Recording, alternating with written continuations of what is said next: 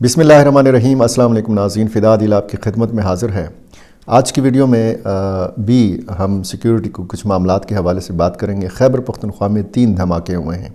3 अलग अलग शहरों में अज़ला में ये धमाके हुए हैं। पुलिस को निशाना बनाया गया है और एक झड़प हुई है खैबर उस ज़िले में जो वज़ीर आला खैबर पख्तूनख्वा सुहेल अफरीदी का ज़िला है। और ये मुल्क की अंदरूनी सूरत हाल या एक सूबे की अंदरूनी जो सिक्योरिटी सूरत हाल है उससे आगाही इसलिए ज़रूरी है कि आप मुख्तलिफ़ मुल्कों की सूरत हाल देख रहे हैं। आप अफ़गानिस्तान की सूरत हाल जब देख रहे होते हैं तो वहाँ होने वाले मुख्तलिफ़ वाक़यात से आपकी जानकारी, आपका मालूमात हासिल करना ये बहुत ज़्यादा ज़रूरी होता है। जो इस वक्त ईरान के अंदर हो रहा है वो भी ज़ाहिर है कि सारा मामला तेहरान तक महदूद नहीं है। इसमें एक बहुत बड़ी गेम है, इसमें इसराइल की इन्वॉल्वमेंट है, इसमें अमेरिका की इन्वॉल्वमेंट है। और फिर जब हम अफ़गानिस्तान के हवाले से बात करते हैं तो उसमें फिर प्रॉक्सी वार का ज़िक्र होता है, फिर उसमें मुख्तलिफ़ तंजीमों की सपोर्ट और उसकी फ़ंडिंग की बात होती है। जिस तरीके से मैं मुसलसल लगातार आपको खैबर पख्तूनख्वा की सूरत हाल बता रहा हूँ तो इसका मकसद ये होता है कि आप खैबर पख्तूनख्वा के तुल व अर्ज़ में जो सिक्योरिटी मामलात हैं उन मामलात से आप आगाह रहें। क्योंकि बड़े शहरों में अगर आप रह रहे हैं पाकिस्तान के तो वहाँ पे आपको जो गहमा गहमी नज़र आती है, आपको लगता है कि सब कुछ ठीक है, लेकिन खैबर पख्तूनख्वा के अंदर सब कुछ ठीक नहीं है।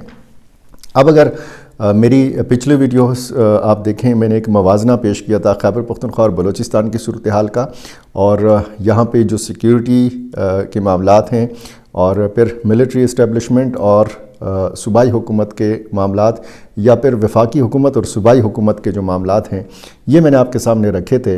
ये जो खैबर पख्तूनख्वा के मामलात हैं, यहाँ पे आपको पता है 1200 से ज़्यादा किलोमीटर की सरहद जो है खैबर पख्तूनख्वा की, ये अफ़गानिस्तान के साथ लगती है। और अफ़गानिस्तान की हुकूमत के साथ या वहाँ बरसर इक़्तिदार अफ़गान तालिबान के साथ खैबर पख्तूनख्वा हुकूमत ने बारहा मुज़ाकरात की ख्वाहिश का इजहार किया है। रियासत पाकिस्तान का एक क्लियर मौक़िफ़ है कि हम किसी ग्रुप के साथ मुज़ाकरात नहीं करेंगे, हुकूमत के साथ मुज़ाकरात करेगी। और यही हमने देखा कि रियासत पाकिस्तान ने अफ़गान तालिबान के नुमाइंदगान के साथ मुख्तलिफ़ जब से ये बरसर इक़्तिदार हैं रवाबित का सिलसिला भी जारी रखा हुआ है। और दोहा, इस्तांबुल और रियाज़ में हमने ये मुआहदे भी देखे, मुज़ाकरात भी देखे। मुआहदा तो आपको पता है कि नहीं हो सका, सिर्फ़ वो सीज़ फायर का एक मुआहदा हुआ था जो अभी तक बरकरार है। फिर ये भी कहा गया कि जी सूबाई हुकूमत का ये मैंडेट नहीं है कि वो वफाकी हुकूमत की तरह एक मुल्क के साथ बतौर एक सूबाई हुकूमत मुज़ाकरात कर सके। तो यही वजह है कि ये सिलसिला जो है यह आगे नहीं बढ़ सका और हम खैबर पख्तूनख्वा हुकूमत और फिर वफाकी हुकूमत के माबैन ये देखते हैं कि चपकलश हैं। अब मिलिट्री इस्टेब्लिशमेंट और सूबाई हुकूमत के माबैन जो मामलात हैं वो बहुत सारे मामलात आपको बयानात की सूरत में पता लग जाता है। DGI SPR की प्रेस कॉन्फ्रेंस या फिर खैबर पख्तूनख्वा के वज़ीर आला या सूबाई वज़रा के जो बयानात हैं इनसे भी आप अंदाज़ा लगा सकते हैं कि इस वक्त मामलात किस तरफ जा रहे हैं। जो ग्राउंड पे हो रहा है, मेरी हमेशा वीडियो में ये कोशिश होती है कि मैं वो वाक़यात आपके सामने रख सकूं ताकि आप ख़ुद ये तज्ज़िया फिर कर सकें कि जी मामलात जा किस तरफ रहे हैं। कल एक धमाका हुआ जनूबी वज़ीरिस्तान में, एक आलिम दीन को निशाना बनाया गया, उसकी तफसील मैंने आपके सामने रख दी थी। आज 3 धमाके हुए हैं खैबर पख्तूनख्वा में। इसमें इतना जानी नुकसान तो नहीं हुआ, लेकिन ये आप अंदाज़ा लगा सकते हैं कि 3 अलग अलग अज़ला में धमाका करने की कोशिश की गई, एक बड़ा नुकसान पहुँचाने की कोशिश की गई। सबसे पहले मैं आपको बताऊं कि जमीयत उलमा इस्लाम के रहनुमा और जामिया अशरफिया के मोहतरम मौलाना सुल्तान मोहम्मद अशरफ खेल ये ज़ख्मों की ताब ना लाते हुए शहीद हुए। कल मैंने जब ये वीडियो इनके बारे में आपको तफसील से आगाह किया था वीडियो में, तो उस वक्त उनकी शहादत नहीं हुई थी, लेकिन मैंने आपको ये बताया था कि वो वेंटिलेटर के ऊपर या ऑक्सीजन के ऊपर हैं और उनकी हालत तशवीशनाक है। ये गुज़श्ता रोज़ उनको जनूबी वज़ीरिस्तान वाना बाज़ार में कोना चीना मदरसा के करीब धमाके में निशाना बनाया गया था। शदीद ज़ख्मी हुए थे, इनको फिर डेर इस्माइल ख़ान पहुँचाया गया था मुफ्ती महमूद हस्पताल में। यहाँ पे ये ज़ख्मों की ताब ना लाकर शहीद हो गए। जनाजे में हज़ारों अफराद ने शिरकत, बहुत बड़ा जनाजा था। मैंने जो वीडियोज़ और तस्वीर देखी हैं, मौलाना फजल रहमान कि ये करीबी साथी थे और एक अहम किरदार था। اور جمعیت علماء اسلام کا آپ کو پتہ ہے کہ اس ساری صورتحال میں موقف کیا ہے، مسلح جدوجہد کے خلاف اور پرامن جو ایک سیاسی جدوجہد ہے اس کی قائل جمعیت علماء اسلام ہے۔ میں نے کل ہی آپ کو کچھ اشارتاً بتا دیا تھا، حالانکہ اس وقت کوئی کلیم نہیں آیا تھا، کوئی دعویٰ نہیں آیا تھا، داعش خراسان نے اس واقعے کی ذمہ داری قبول کی ہے، اور جو حافظ گل بہادر گروپ ہے اتحاد المجاہدین پاکستان، انہوں نے بھی اس حملے سے لا تعلقی کا اظہار کیا ہے، اور تحریک طالبان پاکستان نے باقاعدہ یہ نہ صرف یہ کہ اس حملے سے لا تعلقی کا اظہار کیا ہے، بلکہ اس واقعے کو افسوسناک قرار دیا ہے اور ایک بڑا نقصان قرار دیا ہے مولانا سلطان محمد اشرف خیل کی شہادت کو۔ داعش خراسان نے جس طریقے سے ٹارگٹ کلنگ کے واقعات کیے ہیں، علماء کرام کو شہید کیا ہے، اس کی تفصیل بھی میں نے پچھلی ایک ویڈیو میں، کل کی ویڈیو میں میں نے آپ کے سامنے رکھ دی تھی۔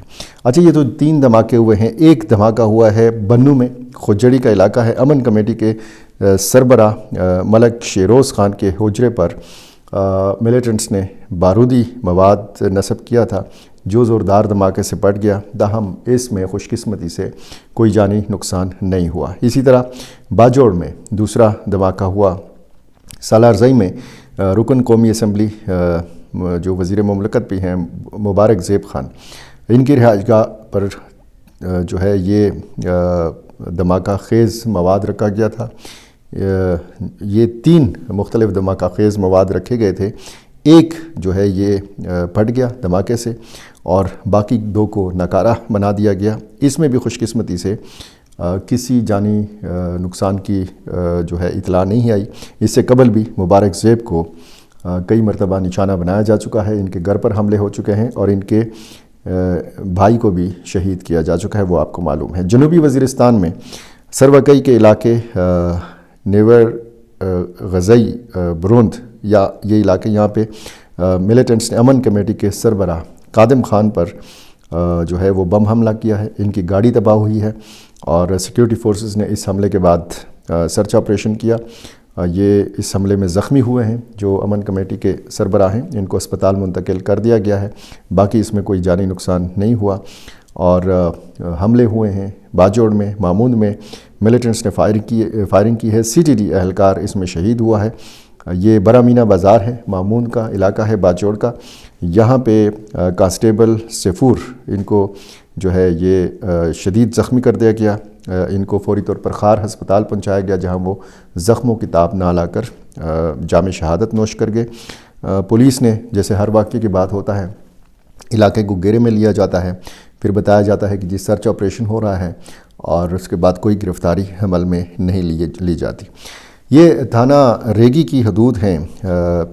یہ ملیٹنٹس کی فائرنگ سے CTD کا اہلکار جو ہے یہ نادن بائی پاس شاہی بالا کے قریب پشاور صوبائی دارالحکومت یہ علاقہ ہے، اور یہاں پہ بتایا گیا ہے کہ CTD اہلکار ثناء اللہ کو فائرنگ کر کے شہید کر دیا گیا ہے۔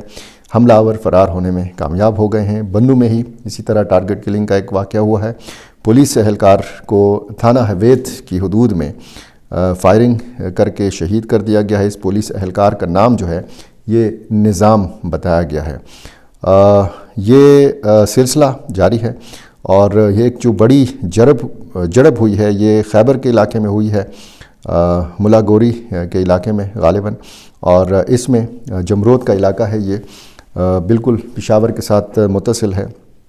یہاں ملا گوری مراد ڈنڈ خونی ڈیم کے مقام پر سیکیورٹی فورسز اور ملیٹنٹس کے مابین جھڑپ ہوئی ہے۔ اس میں مقامی لوگوں نے بھی حصہ لیا ہے۔